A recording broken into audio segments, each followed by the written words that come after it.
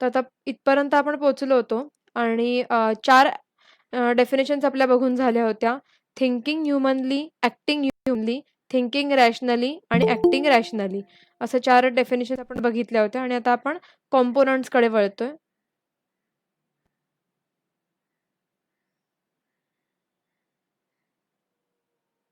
Components of AI काय-काय आहे बघा. परसेप्शन. आता तुम्हाला लक्षात येईल, की हे आपण पूर्वी कुठेतरी बघितलेले आहेत.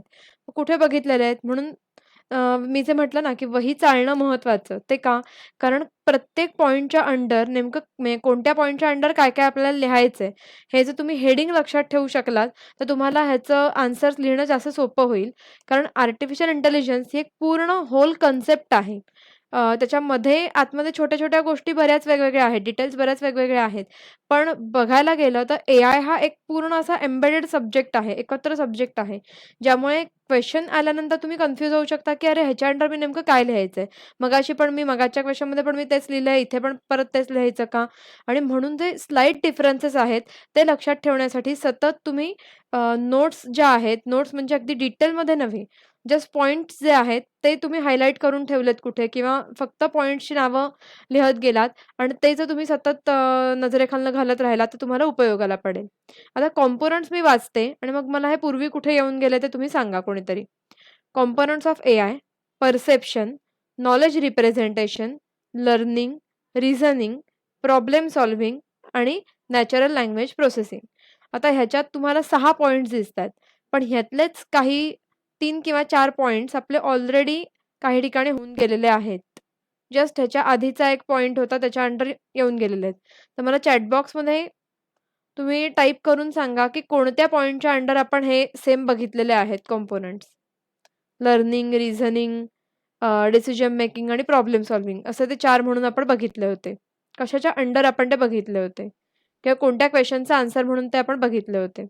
ते चॅट बॉक्समध्ये कोणीतरी टाका. सगळ्यांनी टाकलं तरीही चालणार आहे.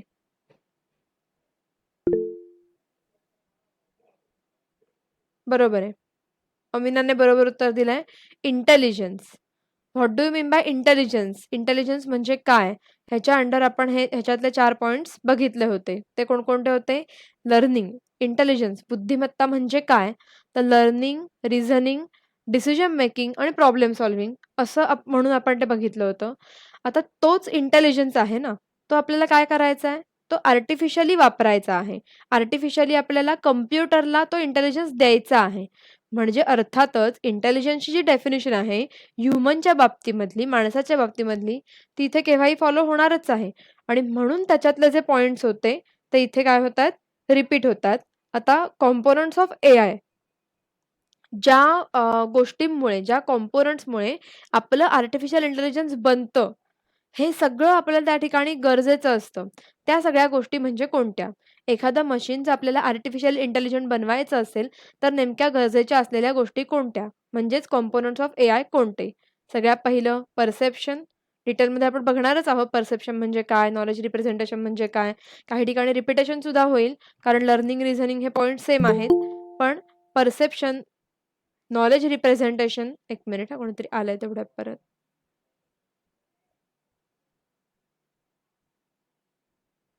हां. तर कॉम्पोनंट्स ऑफ एआय पहिलं आहे परसेप्शन, दुसरं आहे नॉलेज रिप्रेझेंटेशन, तिसरं आहे लर्निंग, चौथं रिझनिंग, पाचवं प्रॉब्लेम सॉल्व्हिंग आणि सहावं नॅचरल लँग्वेज प्रोसेसिंग. आपण कॅपेबिलिटीज म्हणतो ना, तसं एखाद्या माणसाला जनरलमध्ये आपण सांगतो, की अमुक-अमुक माणसाला जर खेळाडू व्हायचं असेल, प्लेयर व्हायचं असेल, तर त्याच्याकडे कोणकोणत्या कॅपेबिलिटीज पाहिजेत? तर त्या त्या व्हॉटएव्हर काहीही असतील. त्याचं शारीरिक म्हणजे फिजिकल फिटनेस असेल, मेंटल फिटनेस असेल किंवा इतर काही गोष्टी असतील, तर त्या स्किल पर्टिक्युलर त्याच्याकडे त्या खेळाचं असायला हवं.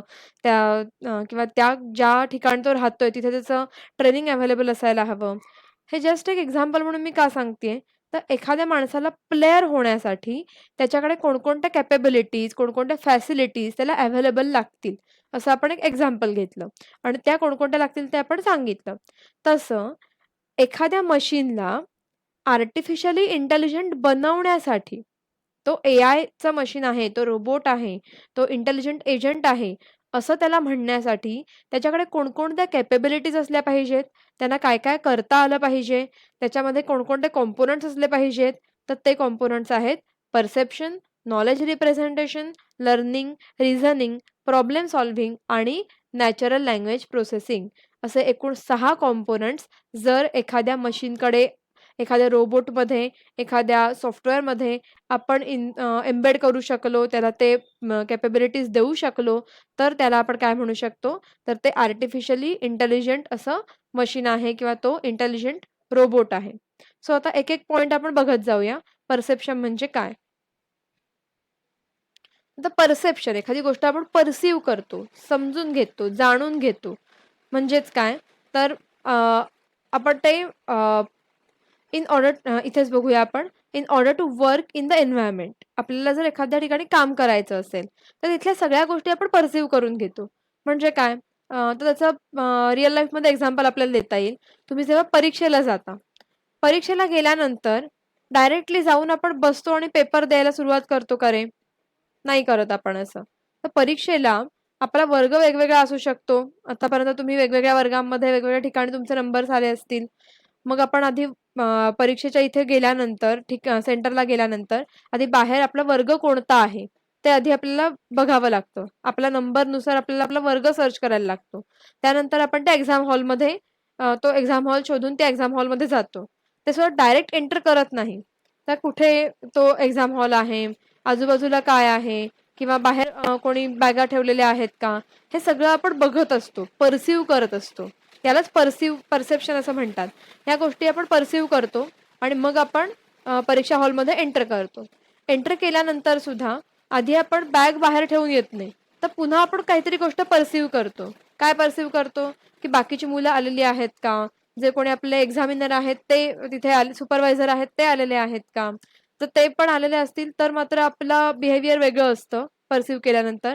आणि जर एक्झामिनर, सुपरवायझर कोणी आलेलं नसेल, तर आपलं एक्झाम हॉलमध्ये आत जातानाचं बिहेवियर वेगळं असतं. म्हणजे थोडक्यात तुम्ही एक्झामला जाणं ही गोष्ट सुद्धा किती वेगवेगळ्या पद्धतीने परफॉर्म करताय बघा. त्या ठिकाणी सुद्धा तुम्हाला किती गोष्टी परसीव्ह कराव्या लागतात. तुमचं परसेप्शन किती महत्वाचं आहे ते बघा. आता जर तुमच्या आत गेल्यावर असं लक्षात आलं, की अजून कोणी सुपरवायझर वगैरे आलेले नाहीयेत. तुम्ही जाता आतमध्ये तुमचा नंबर शोधता. आपल्या जवळ आसपास आपले मित्र-मैत्रिणी कुठे त्यांचा नंबर आलेला आहे वगैरे, वगैरे बघता आणि नंतर सगळ्यात शेवटी तुम्ही जाऊन जागेवरती बसता. आता एक सुपरवायझर वर्गामध्ये आले. आता कोण सुपरवायझर आहेत, काय आहेत, मग ते सांगतात आपल्याला सूचना, मग त्यानुसार आपण ते बिहेव करतो. प्रत्येक गोष्ट आपण ऐकत असतो. त्यांच्या सूचना ऐकत असतो आणि त्यानुसार आपण बिहेव करत असतो. त्याच वेळी आपण इकडे-तिकडे बघून आपलं काही ना काही बिहेवियर चालूच असतं. त्याच्यावरती ॲक्शन चालूच असते. आता असं गृहीत धरूया आपण, की पेपर अजून हातात मिळायचा आहे. तरीसुद्धा तुम्ही किती गोष्टी परसीव्ह करून तुमची मेंटॅलिटी तयार केलीत ते बघा, की आज आपला अमुक-अमुक पेपर आहे. मग थोडासा एखादा माणूस रिमाइंड करत बसला असेल, एखादा डोळे मिटून बसलेला असेल, आठवत बसलेला असेल. एखादा माणूस हातात ते रायटिंग पॅड किंवा पेनं वगैरे आपली सगळे व्यवस्थित आहेत ना, ते चेक करून बघत असेल. म्हणजे प्रत्येकाचं परसेप्शन, परसीव्ह करण्याच्या गोष्टी ह्या वेगवेगळ्या आहेत. पण तरीही प्रत्येक माणूस काय करतोय, तर परसेप्शन त्याचं चालू आहे. हे त्याच्यामध्ये मला महत्त्वाचं सांगायचंय, की कोणतीही गोष्ट आपल्याला जेव्हा करायची असेल, तेव्हा आपण ती आधी परसीव्ह करून घेतो, परसेप्शन घेतो आणि मग त्या गोष्टीवरती विचार, मग त्याचं नॉलेज रिप्रेझेंटेशन, मग त्याच्यावर डिसिजन मेकिंग, मग प्रॉब्लेम सॉल्व्हिंग ह्या सगळ्या गोष्टी नंतर येतात. पण जर तुम्ही एखादी गोष्ट परसीव्हच केली नाहीत, तर मात्र तुम्हाला पुढच्या सगळ्या गोष्टी तितक्या इफेक्टिव्हली करता येणार नाहीत. सो टेक्निकली बघा परसेप्शन म्हणजे काय आहे? In order to work in the environment, intelligent agents need to scan the environment and the various objects in it. मगाशी म्हटलं असं, तुम्ही आत येता, बघता कोण-कोण बसलंय, सुपरवायझर आलेत की नाही, बेंच कुठे आहे, नंबर कुठे आहे. म्हणजे तुम्ही स्कॅन करता वेगवेगळ्या गोष्टी. Agent scans the environment using various sense organs. आता आपला जर मशीन असेल, तर अर्थात त्याला सेन्स ऑर्गन्स कोणते असणार? तुम्ही कशाचा वापर करून करता सगळं सेन्स? डोळ्यांनी बघता, कानांनी ऐकता, डोळ्यांनी बघितल्यानंतर बेंच असेल, बेंचला हात लावल्यावर तुम्हाला कळतं, की बेंच खडबडीत आहे, की स्मूथ आहे. इतक्या छोट्या-छोट्या गोष्टी. पण थोडक्यात जास्त करून आपण आपले डोळे आणि कान हे जे सेन्सरी ऑर्गन्स आहेत ते वापरत असतो. आता मशीनच्या बाबतीत तर आपल्याला डोळे आणि कान नसणार आहेत. तिथे आपण काय वापरणार आहोत? तर agent scans the environment using various sense organs like camera, temperature sensors etcetera. This is called as perception. After capturing various scenes, perceiver analyzes the different objects in it and extracts their features and relationships among them. जसं तुम्ही वर्गाच्या दारात येऊन उभं राहिलात, आतमध्ये बघितलं, काही मुलं वह्या किंवा हे सामान त्यांचं जे काय होतं ते घेऊन इकडे-तिकडे फिरत होती. काही मुलं कदाचित त्यांचं सामान जेवढं परीक्षेला लिहिण्याचं आहे तेवढं ठेवून बॅग घेऊन बाहेर येत होती. वर्गात थोडासा गोंधळ चालू होता. टेबलकडे बघितलं, टेबलवर कोणी तिथे समोर उभं दिसलं नाही. ह्या सगळ्या गोष्टी तुम्ही तुमच्या नजरेने बघितल्यात आणि पर्सीव्ह केलत. तुम्ही काहीतरी त्याच्यामध्ये रिलेशनशिप्स लावल्यात, काही फीचर्स तुम्ही त्याच्यातनं काढलीत, काही काय म्हणूया आपण गोष्टी ठरवल्यात, की आत्ता ही मुलं इतक्या आरामात इथे इकडे-तिकडे फिरतात ह्याचा अर्थ सुपरवायझर आलेला नाहीये. ह्या पुढच्या ज्या गोष्टी तुम्ही जे ठरवत गेलात, ते सगळं कशामुळे घडत गेलं? तुमच्या परसेप्शनमुळे घडत गेलं. जस्ट एक सिंपल एक्झाम्पल आपण बघितलं. अजून एक महत्त्वाची गोष्ट पटकन आठवली म्हणून सांगून ठेवते. ही जी सगळी मी रिअल लाईफ एक्झाम्पल्स देतीये, की आपण नेमकं काय केलं, कसं करतो, आपण कसा विचार करतो. ही रिअल लाईफमधली एक्झाम्पल्स तुम्हाला कन्सेप्ट कळाव्या म्हणून असतात. त्याचा ॲक्चुअल आर्टिफिशियल इंटेलिजन्सच्या पेपरशी काहीही संबंध नाही. टेक्निकल गोष्टींशी त्याचा काहीही संबंध नाही. तेव्हा पेपरमध्ये रिअल लाईफमधलं कोणतंही ह्यातलं एक्झाम्पल मी जे वर्गामध्ये देते तसली कोणतीही पेपरमध्ये, थिअरीमध्ये येता कामा नयेत. ती फक्त तुम्ही कशासाठी घ्यायची आहेत? तर कन्सेप्ट समजण्यासाठी. परसेप्शन विचारलं, की इथे समोर जेवढी तुम्हाला टेक्निकल डेफिनिशन दिसतीये, तशाच पद्धतीने तुम्ही ते एक्सप्लेन करणं अपेक्षित आहे. तुम्ही एक्झाम हॉलमध्ये कसे शिरता, मग डोळ्यांचा वापर करता, ह्याचा वापर करता, कानांचा वापर करता, हे असं इतकं डिटेलमध्ये तिथे यायला नको. तुम्ही इथे हवं तर एखादं वाक्य टाकू शकता. As human can use sensory organs like I and year, our agent can or our agent uses his sensory organs like camera, temperature sensor. असं जस्ट एखादं छोटंसं एक्झाम्पल दिलत तरी चालेल. पण प्रत्यक्षात मी जो सिनारिओ तुमच्या डोळ्यासमोर उभा करत असते, कारण हा अनुभव तर तुम्हाला बऱ्याचदा येईल. एआयच्या कन्सेप्ट समजून घेण्यासाठी बऱ्याचदा मला असे वेगवेगळे सिनारिओ डोळ्यासमोर उभे करावे लागतील तुमच्या. तर ते सिनारिओ पेपरमध्ये, थिअरीमध्ये येता कामा नयेत. हे आपण मुद्दाम सुरुवातीलाच मी सांगून ठेवते तुम्हाला एआयच्या कन्सेप्ट चालू होण्यापूर्वी. तर कॉम्पोनंट्स ऑफ एआयमध्ये परसेप्शन म्हणजे काय आहे आपण बघितलं. तर सेन्सरी ऑर्गन्स म्हणजे कॅमेरा, टेम्परेचर सेन्सर यांचा वापर करून काही गोष्टी स्कॅन करणं आणि त्या स्कॅन केलेल्या गोष्टी ज्या आहेत त्या आपल्याकडे रजिस्टर करणं म्हणजे परसेप्शन. ओके. दुसरा पॉइंट बघूया. कळतंय ना? हो. ओके.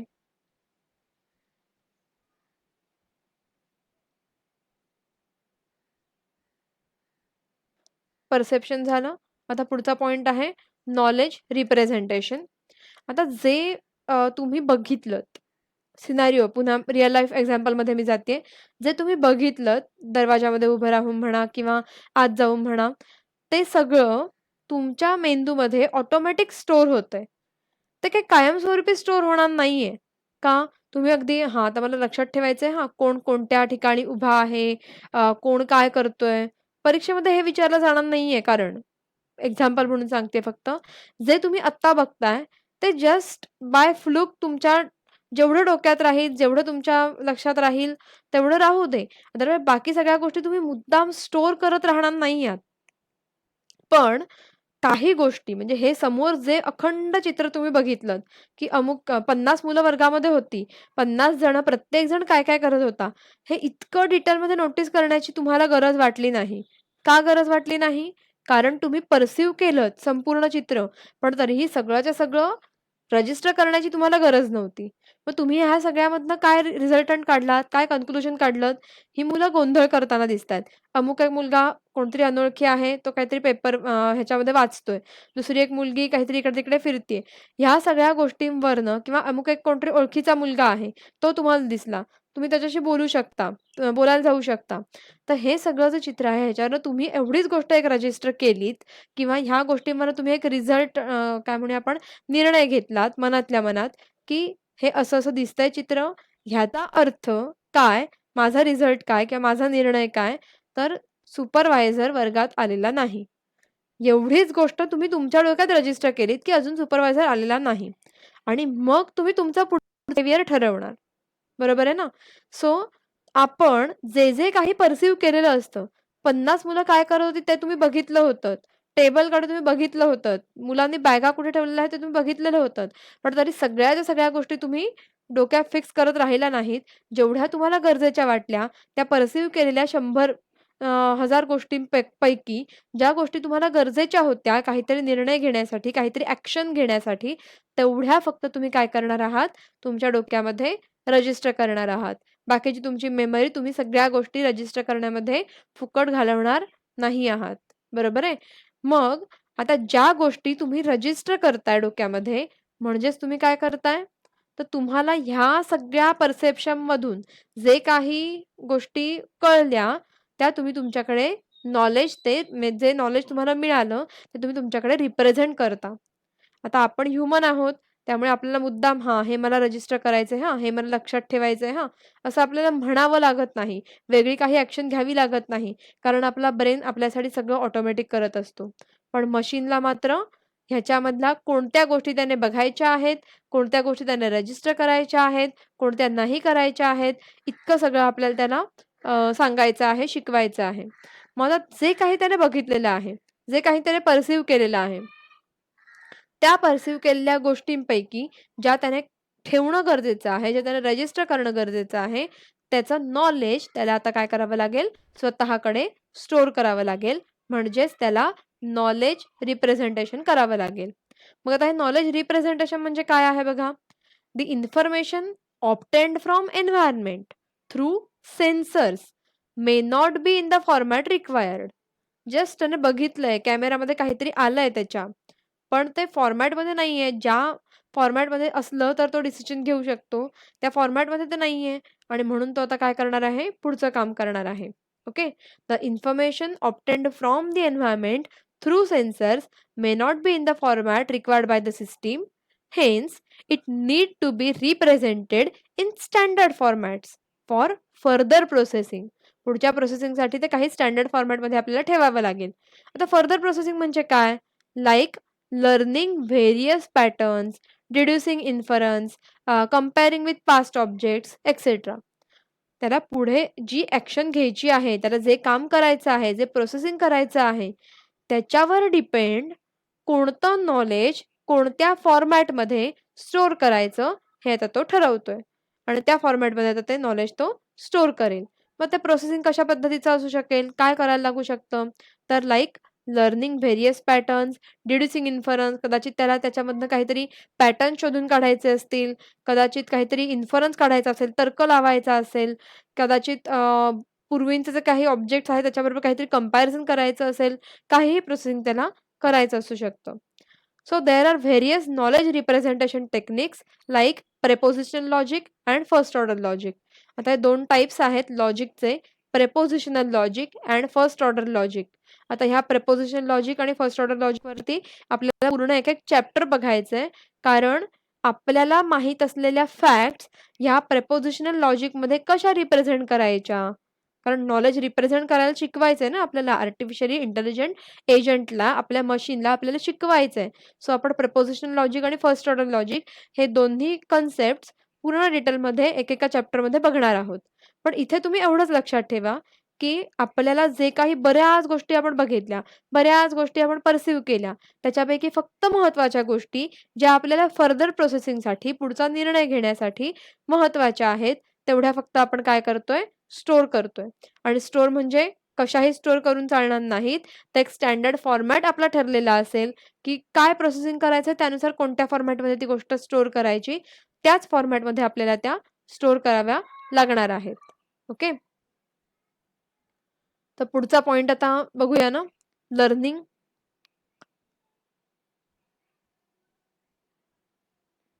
मध्येच मला जरा तुमच्याकडनं फीडबॅक घ्यावा लागतो कारण नाहीतर मी बोलत बसेन आणि नेट गेलेलं असेल असं व्हायला नको.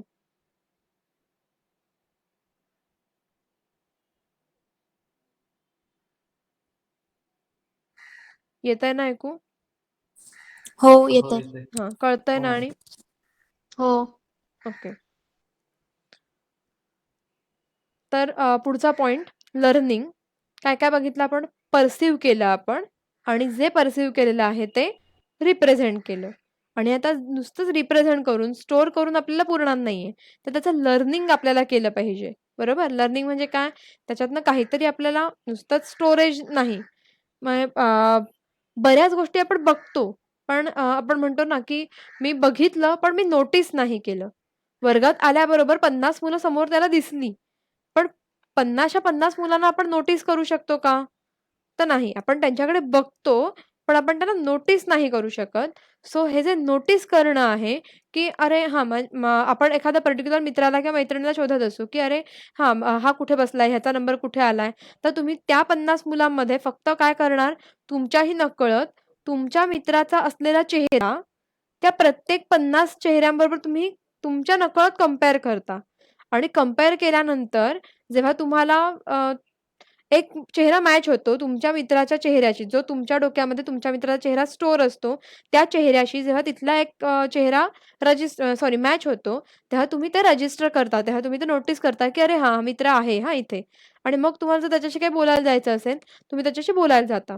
मग हे अमुक-अमुक मित्र इथे वर्गात आहे, हे तुम्हाला कसं कळलं?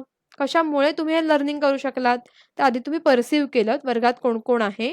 त्याच्यानंतर तुम्ही ते नॉलेज रिप्रेझेंट केलत. ते 50 चेहऱ्यांपैकी जे चेहरे तुम्हाला समोर दिसले, ते तुमच्या डोक्यात रिप्रेझेंट झाले, नॉलेज रिप्रेझेंट झालं, की हे चेहरे आहेत माणसांचे. ते ऑटोमॅटिकली तुमच्या ज्याला तुम्ही शोधत होतात त्या मित्रांच्या चेहऱ्यांशी कंपेअर झाले आणि मग त्याच्यातला एक चेहरा नेमका समोर दिसल्यामुळे तुम्ही तो नोटीस केलात. म्हणजे तुमचं लर्निंग कंप्लीट झालं, की अमुक-अमुक मित्र ज्याला तुम्ही शोधत होतात वर्गामध्ये, तो तिथे आहे. बरोबर? सो आता टेक्निकल भाषेमध्ये बघा लर्निंग म्हणजे काय? Learning is a very essential part of AI and it happens in various forms किंवा formats. The simplest form of learning is by trial and error. ह्याच्याबद्दल आपण इंटेलिजन्समध्ये एक्सप्लेनेशन घेतलेलं आहे. पण आता आपण प्युअरली आर्टिफिशियल इंटेलिजन्स काय करणार? कशा दृष्टीने वागणार? अशा अँगलने मी आता हे एक्सप्लेनेशन सांगणार आहे. त्यामुळे मे बी गेल्या वेळेला सांगितलेलं लर्निंगचं एक्सप्लेनेशन आणि आत्ता ह्या पॉइंटमध्ये आलेलं लर्निंगचं एक्सप्लेनेशन ह्याचं कन्सेप्ट सेम असणार आहे. पण अप्रोच माझा वेगवेगळा असू शकतो. आणि तो का वेगळा आहे? कारण तिथे आपण ह्युमन इंटेलिजन्स समजून घेत होतो आणि ह्युमनचं लर्निंग म्हणजे काय असतं हे समजून घेतलं आणि इथे आपण आर्टिफिशियली इंटेलिजंट एजंटचं लर्निंग काय असणार आहे, त्या दृष्टीने त्याच्याकडे टेक्निकल दृष्टीने बघतोय. ओके. सो इथेही आपण लर्निंगचा जो फॉर्म आहे, तो ट्रायल एंड एरर असंच म्हणतोय, की ट्रायल एंड एररने आपल्याला लर्निंग करता येऊ शकतं. एखादी गोष्ट करून बघितली, आपल्याला कळतं त्याच्यात काय चुका होतील, अनुभव मिळतो आणि मग आपण ती पुढच्या वेळेला आणखीन चांगल्या पद्धतीने करू शकतो. In this form, the program remembers the action that has given desired output. एखादी ॲक्शन केल्यामुळे मला काय बरं आउटपुट मिळालं होतं? आपण लक्षात ठेवतो. And discards the other trial actions. बाकीच्या ट्रायल ॲक्शन आपण डिस्कार्ड करून टाकतो and learns by itself. For example, आता पुन्हा रिअल लाईफ एक्झाम्पलकडे येते. माणूस आपण जेव्हा शिकतो, फॉर एक्झाम्पल आता आपण काय घेऊया? हां, आता ह्याच्यामध्ये लॉकडाऊनमध्ये तुमच्यापैकी बरेच जण काही वेगवेगळे पदार्थ करायला शिकले असतील किंवा लॉकडाऊनमध्ये असं नको, जनरलमध्ये आपण वेगवेगळे पदार्थ करायला शिकत असतो. आता सगळ्यात पहिल्यांदा आपण मुद्दाम चहाचं एक्झाम्पल घेऊया. सगळ्यात पहिल्यांदा मी जेव्हा चहा केला असेल, तेव्हा आपण खूप असे कॉशियस होतो, की अरे किती पाणी घालायचं, किती साखर घालायची, किती चहापूड घालायची, दूध किती घालायचं, मग ते एवढं पाणी असतं तेवढं घालायचं की नाही? अशा प्रत्येक गोष्टी आपण आई, आजी किंवा कोणाही मोठ्या व्यक्तीला विचारल्या असतील आणि तरीसुद्धा त्यांनी सांगितल्यानंतर सुद्धा आपण काय केलं, त्या गोष्टी तेवढ्या प्रमाणात आधी घेतल्या. मग त्या चहाची काहीतरी एक एक्स-वाय-झेड चव आपल्याला लागली. ती चव आपण डोक्यामध्ये रजिस्टर केली. चहा मी केला, त्या आईने सांगितलेल्या सूचनेप्रमाणे मी सगळं सामान घेतलं. मी चहा तयार केला, प्रिपेअर केला, तो पिऊन बघितला. आता ती चव घेतल्यानंतर काही गोष्टी मला कळल्या, की अरे दूध जास्त पडलं. झालं. एकदा चहा केला, माझ्या लक्षात आलं, की ह्या प्रमाणात सगळं घेतलं आणि दूध एवढं-एवढं घेतलं, तर त्याच्यात दूध जास्त पडलं. पुढच्या वेळेला मी काय करणार? बरोबर. मी लर्न करणार, की गेल्या वेळेला ह्या प्रमाणात सगळं घेतल्यानंतर माझ्या चवीमध्ये मला दूध जास्त वाटलं होतं. म्हणजे या वेळेला बाकी सगळं सेम प्रमाणात मी घेईन, पण दूध मात्र थोडं काय करीन, कमी करेन. सो मला एक गोष्टीचा धडा मिळाला, की एवढा 1 कप चहा करायचा असेल त्याला दूध साधारणपणे एवढं-एवढं लागतं. थोडंफार बदलू शकतं, पण साधारणपणे एवढं-एवढं लागतं. लर्न केलं मी. आता मी चहा प्यायला. आता मला काय झालं, चहा गोड लागला. आता पुढच्या वेळी मला काय कळलं, की साखर जी आहे, ती आता मला थोडी कमी केली पाहिजे. दोनदा चहा केल्यानंतर पुढच्या वेळेला मी लर्निंग केलं, की साखरेचं प्रमाण एवढं-एवढं पाहिजे. आता दोनदा चहा करून झाला, पिऊन झाला. दोनदा चहा प्यायल्यानंतर माझ्या असं लक्षात आलं, की थोडा मला डार्क चहा स्वतःला आवडतो. तर मला काय केलं पाहिजे, पावडरचं प्रमाण कदाचित वाढवलं पाहिजे. बरोबर आहे? आता तिसऱ्यांदा चहा केल्यानंतर माझं आधीचं जे प्रमाण होतं, त्याच्यापेक्षा मी पावडरचं प्रमाण वाढवलं. लर्न केलं मी, की पावडरचं प्रमाण वाढवतेय. आता हे जे प्रमाण माझ्या डोळ्यासमोर फिक्स होतं, की एवढं पाणी, एवढी साखर, एवढं चहापूड, एवढं दूध, हे प्रमाण मी हळू-हळू काय करत होते, चेंजेस करत होते त्याच्यामध्ये. सगळंच एकदम चेंज नाही करून टाकलं. हळू-हळू मी गोष्टी लर्न करत-करत त्याच्यात चेंजेस करत गेले. आता तिसऱ्यांदा चहापूड वाढवल्यानंतर जेव्हा मी चहा प्यायला, तेव्हा कदाचित तुम्हाला जास्तच स्ट्राँग लागला असेल. एवढाही स्ट्राँग मला आवडत नाही. आता चौथ्या वेळेला मी आणखीन एक नवीन गोष्ट शिकले, की चहापूड जास्त मला आवडते, पण एवढी अतिसुद्धा चालत नाही. मग आता मी काय करणार, दोन्हीचं एव्हरेज काढणार. गेल्या वेळी घेतलेली चहापूड आणि जेव्हा स्ट्राँग झाला होता, तेव्हा घेतलेली चहापूड. नॅचरली मी लर्न केलं, की एवढी चहापूड घेतली तर चहा जास्त स्ट्राँग होतो, एवढी चहापूड घेतली तर चहा फिकट होतो. आता हे लर्निंग केल्यामुळे पुढच्या वेळेला मी ऑफ काय करणार? पटकन कोणीतरी अनम्यूट करून सांगा, काय करेन? आहात ना? कमी टाकेन थोडी चहा पावडर. हां, म्हणजे पूर्वी जेव्हा फिका झाला होता त्याच्यापेक्षा थोडीशी जास्त आणि जेव्हा स्ट्राँग झाला होता त्याच्यापेक्षा थोडीशी कमी. म्हणजे हे कशामुळे झालं? तर मी लर्निंग केलं. बऱ्याच ट्रायल एंड एरर झाल्या. 4-5, 3-4 वेळा चहा माझा करून झाला आणि प्रत्येक वेळेला टेस्ट जी मी घेतली, त्या टेस्टमुळे माझे फॅक्टर्स जे मला कमी-जास्त करायचे होते, त्याच्यावरून मी लर्न करत गेले. बरोबर? आता हे रिअल लाईफ एक्झाम्पल आहे. ते थोडं बाजूला ठेवूया आणि पुन्हा एकदा टेक्निकली आपल्या लर्निंग सिस्टमकडे बघूया. Learning is very essential part of AI and it happens in various forms. The simplest form of learning is by trial and error. In this form, the program remembers the action that has given desired output. एवढं-एवढं केल्यानंतर असं-असं केल्यानंतर चहाची चव काय-काय आली होती. Remember केलं मी, लक्षात ठेवलं, रजिस्टर केलं डोक्यात, की डिझायर्ड आउटपुट मला काय हवं होतं आणि त्याच्यासाठी मी काय-काय ॲक्शन केली. And discard the other trial actions. आता 4-5 वेळा मी चहा करत होते, शिकले. आता पुढे आयुष्यभर जेव्हा कधी मी मला हवा तसा चहा करेन, तेव्हा-तेव्हा मला काय करावं लागेल, ह्या सगळ्या लर्निंग फेजमधनं जे काही मी शिकलेले आहे, त्यानुसार मी काय करत जाईन, माझं जे प्रमाण आहे ते घेत जाईन. In case of rote learning, the program simply remembers the problem solution pairs or individual items. In other case, solution to few of the problems is given as input to the system, basis on which the system or program needs to generate solutions for new problems. This is known as supervised learning. म्हणजे काय केलं जातंय बघा, मधलं काही गाळलं का मी चुकून? हां, काहीतरी गाळलं हां. अ, हां. In this form the program remembers the action. आता मगाशी म्हटलं असं, की आपण ॲक्शन म्हणजे डिझायर्ड आउटपुटसाठी जी ॲक्शन्स होत्या, त्या आपण रिमेंबर करतो.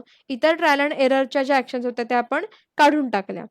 ह्या अशा पद्धतीच्या लर्निंगला काय म्हणायचं? ते एक मधलं वाक्य फक्त वाचायचं राहिलं. अशा प्रकारच्या लर्निंगला म्हणायचं अनसुपरवाइज्ड लर्निंग. कारण कुठेही मी असं विजन ठेवली नव्हती किंवा माझं काय म्हणूया आपण चहासारखी सिंपल गोष्ट होती. सो मी रीडिंग लिहून ठेवत नव्हते, की हे अमुक-अमुक एवढे ग्रॅम, ते तेवढे ग्रॅम किंवा अमुक-अमुक हे इतके मिली घेतलं. इतकं मी बारीक-बारीक करत नव्हते. तर चहासारखी सिंपल साधी गोष्ट आहे. थोडा कमी जास्त झाला तर काही बिघडत नाही. सो मी मला हवं त्या पद्धतीने त्याच्यामध्ये बदल करून बघत होते. बरोबर? मग अशा प्रकारच्या लर्निंगला आणि जे काही मला आवडलं नव्हतं, ते सगळे जे इनपुट्स होते मी डिस्कार्ड करून टाकले आणि मला कसा चहा आवडतो हे 5-6 वेळा वेगवेगळ्या पद्धतीने चहाचे जे फॅक्टर्स आहेत ते कमी जास्त केल्यावर मी ठरवलं, की हे प्रमाण घेतलं की तो मला चहा आवडतो. हे ट्रायल एंड एररने मला जमलं आणि म्हणून त्याला काय म्हणायचं अनसुपरवाइज्ड लर्निंग. कारण कुठेही इथे मॉनिटरिंग नव्हतं, की हे असंच केलं पाहिजे किंवा काय नाही केलं पाहिजे वगैरे, वगैरे. तर पुढे आपण काय म्हटलं in case of rote learning जेव्हा ॲक्शन ह्या अशाच पद्धतीने आपल्याला घ्यायची असते. आता हा घरगुती माझ्या चहाचा स्वतःच्या चहाचा विषय होता म्हणून इतकं काही फरक पडला नाही. पण हाच जर हॉटेलमधला किंवा एखाद्या खूप मोठ्या लेव्हलच्या एजन्सीचा किंवा पर्टिक्युलर चहाचंच दुकान आहे आणि त्याच्यामध्ये वेगवेगळ्या चवींचे चहा मला ठेवायचे आहेत, ब्रँड डेव्हलप करायचा आहे, असं जर असतं तर? तर मात्र तो चहा मला असा वेगवेगळ्या पद्धतीने हवा तसा करून बघून चालला नसता. म्हणजे त्याला म्हणायचं rote learning. In case of rote learning, the program simply remembers the problem solution pairs or individual items. मग असे जे असतात त्या ठिकाणी आपल्याला ठराविक पद्धतीनेच किंवा ठराविक काय म्हणूया आपण प्रमाणामध्येच सगळ्या गोष्टी घेतल्या पाहिजेत आणि मग अ, त्यांच्या ब्रँडनुसार आपली चव येण्यासाठी किंवा त्यांचे जे हे असतात त्या सगळ्या सेक्शननुसार आपल्याला सगळं करण्यासाठी काय करावं लागेल, तर सुपरवाइज्ड लर्निंग करावं लागेल आणि आपण जे काही करतोय ते प्रत्येक वेळेला कशाशी कंपेअर केलं जाईल, तर त्या ब्रँडच्या टेस्टशी कंपेअर केलं जाईल आणि जेव्हा त्या ब्रँडच्या टेस्टची मी कंपेअर करू शकेन किंवा कंपॅरिझन माझी इक्वल होईल, तेव्हा मी काय करू शकेन, तर त्या नावाने ते लर्निंग ते सुपरवाइज्ड लर्निंग म्हणून देऊ शकेन.